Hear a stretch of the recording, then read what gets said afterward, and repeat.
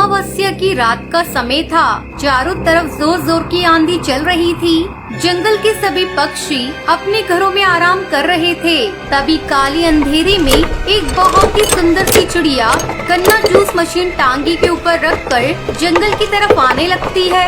गन्ने का जूस ले लो, गन्ने का जूस। अरे भाई साहब, एक बार पियोगे तो हमेशा याद रखोगे। ऐसे गन्ने का जूस है मेरी मशीन का। तभी रात के समय वहाँ एक हरी नाम का तोता उस चिड़िया को गन्ने का जूस बेचते हुए देख लेता है। अरे वाह, कितनी सुंदर चिड़िया है, पर ये इतनी रात में गन्ने का जूस क्यों बेच रही है? चलो थोड़ा सा मजा ले लेता हूँ इससे। तभी वो भूतिया टूनी चिड़िया की आत्मा के पास जाता है, जिसके बाद वो टूनी से कहता है, अरे चिड़िया, इतनी रात में तू गन्ने का जूस क्यों बेच रही है? अगर पैसे की जरूरत है तो मुझे बता। अरे नहीं बाबूजी, मैं गन्ने का रस बेचकर ही अपना पैसा कमाऊंगी। मुझे मुफ्त का पैसा नहीं चाहिए।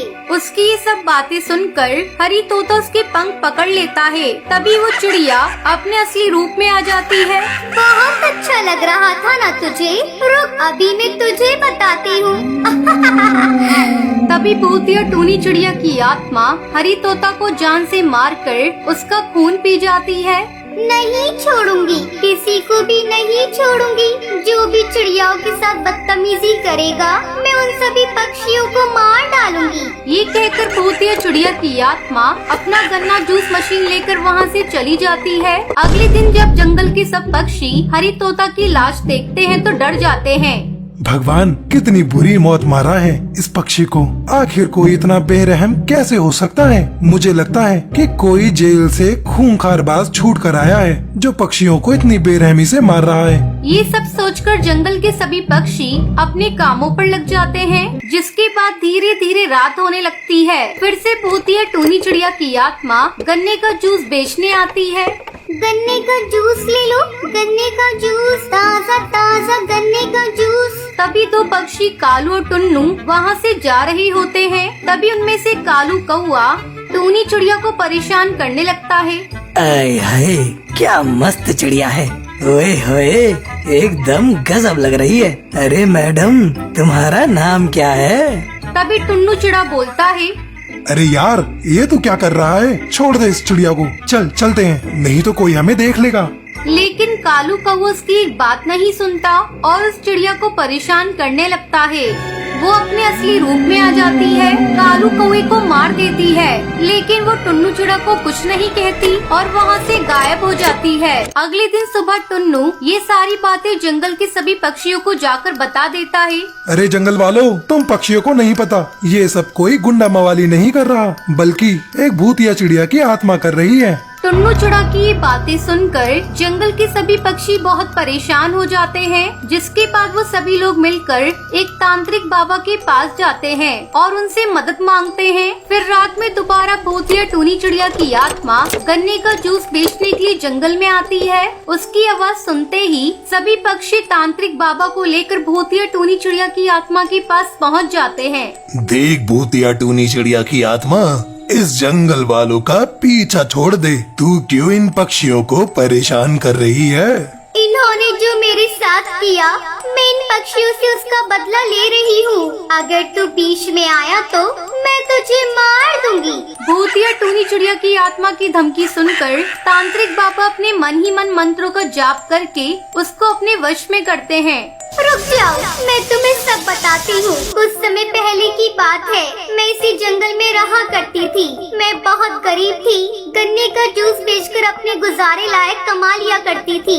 एक दिन रात के समय मैं गन्ने का जूस बेचकर वापस अपने घर लौट रही थी, लेकिन कुछ गुंडों ने मुझे घेर लिया और मेरे साथ बहुत बुरा किया, जिसके बाद उन्होंने मेरी जान ले ली और मुझे मार कर फेंक दिया। उनके जाने के बाद मैं भूतिया चिड़िया की आत्मा बन गई, जिसके बाद मैं यहाँ वहाँ भटकने लगी और पक्षियों को मारने लगी। जो तेरे साथ हुआ वो बहुत बुरा हुआ, लेकिन अब तुझे यहाँ से जाना होगा। नहीं, मैं कहीं नहीं जाऊंगी। मैं जंगल वालों को मार दूंगी। तांत्रिक बाबा के कई बार समझाने के बाद भी भूतिया टूनी चिड़िया की आत्मा उसकी एक नहीं सुनती, जिसके बाद तांत्रिक बाबा को बहुत गुस्सा आता है। वो भूतिया टूनी चिड़िया की आत्मा के ऊपर पवित्र गंगा जल छिड़क देता है, जिसके बाद भूतिया टूनी चिड़िया की आत्मा जलने लगती है और उसे मुक्ति मिल जाती है। सुंदरवन के जंगल में पिंकी चिड़िया अपने भाई गोलू चिड़ा के साथ रहती थी। उसकी माँ की मौत कई महीने पहले हो चुकी थी। तब उसके पिता बंटी कबूतर ने दूसरी शादी कर ली। एक दिन पिंकी अपने भाई के साथ खेल रही थी, तभी उसकी सौतेली माँ टूनी वहाँ आती है। अरे कमबख्तो, तुम यहाँ खेल रहे हो और घर का काम कौन करेगा? चलो चलकर पहले घर का सारा काम खत्म करो।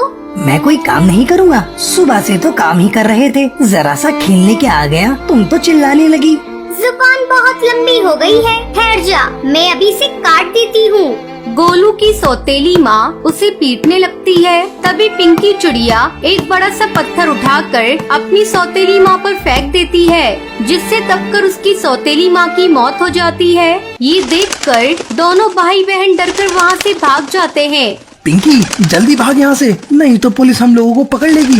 भागते भागते वो दोनों थक जाते हैं और थक हार कर एक पेड़ की डाल पर बैठ जाते हैं। उन्हें पता नहीं था कि वो जिस पेड़ पर बैठे हैं वो एक भूतिया पेड़ है। उस पेड़ पर एक भूतिया चिड़ा अपना घोंसला बनाकर रहता था। रात हो चुकी थी। पिंकी चिड़िया को जोरों की भूख लगी थी। गोलू, मुझे बहुत जोरों से भूख लग रही है, सुबह से मैंने कुछ नहीं खाया। भूख मुझे भी लग रही है, लेकिन क्या करूं, रात हो चुकी है। सोने की कोशिश कर, सुबह भोजन की तलाश करेंगे। पिंकी चिड़िया और गोलू चिड़ा सोने की कोशिश करने लगते हैं, लेकिन उन्हें भूख के मारे नींद नहीं आती। वो उठकर अंधेरे में ही भोजन ढूंढने लगते हैं। तभी उसे घोंसले में रोशनी दिखाई देती है। गोलू, वो देख, घोंसले में रोशनी दिखाई दे रही है। चल चलकर वहाँ देखते हैं, अगर भोजन मिल जाता है तो भोजन कर लेना। दोनों उस घोंसले के अंदर जाते हैं। अरे बाप रे, यहाँ तो भूतिया चिड़िया की आत्मा है। पिंकी जल्दी भाग यहाँ से, नहीं तो ये भूतिया चिड़िया की आत्मा हमें मारकर खा जाएगी। गोलू की आवाज सुनकर भूतिया चिड़िया की आत्मा का ध्यान उनकी तरफ जाता है। आओ आओ, मैं तुम ही दोनों का इंतजार कर रही थी। मैं अभी तुम दोनों को ही ढूंढने जा रही थी, लेकिन तुम दोनों खुद ही मेरे पास चले आए। तुम दोनों ने मुझे पत्थर मारकर मार डाला था। क्या सोचा मैं तुम दोनों को पीछा नहीं करूँगी? आओ, मैं तुम दोनों को मारकर खा जाऊंगी। पिंकी जल्दी भागो, ये हमारी सौतेली माँ है जो भूतिया चिड़िया की आत्मा बन गई है। भूतिया टूनी चिड़िया की आत्मा उन दोनों को खाने के लिए जाती है। भूतिया चिड़िया माँ, तुम मुझे खा लो, मेरे भाई को छोड़ दो, वो अभी छोटा है, हमसे गलती हो गई। नहीं, तुम दोनों ने क्या सोचा कि मैं तुझे छोड़ दूंगी? मैं तुम्हें छोड़ने वाली नहीं हूँ। आज मैं तेरा खून पी जाऊंगी। दोनों भाई बहन डर कर रोने लगते हैं। तभी पिंकी की माँ टुनटुनी वहाँ प्रकट हो जाती है। बच्चों, तुम दोनों को डरने की कोई जरूरत नहीं। अब मैं इस भूतिया चिड़िया की आत्मा को सबक सिखाती हूँ। बच्चे अपनी असली माँ को देखकर चौंक जाते हैं। माँ तुम हमें छोड़कर कहाँ चली गई थी? माँ हमें तुम्हारी बहुत याद आती है। माँ हमारी सौतेली माँ ने हमें बहुत दुख दिया है, और देखो आज भूतिया चिड़िया की आत्मा बनकर हमारी सौतेली माँ हमें मार रही है। अब तुम्हें डरने की कोई जरूरत नहीं है बच्चों। मैं अभी इस भूतिया चिड़िया की आत्मा से तुम्हारा पीछे छुड़ाती हूँ। असली माँ टुनटुनी चिड़िया अपनी शक्तियों से टूनी चिड़िया की आत्मा को मार डालती है।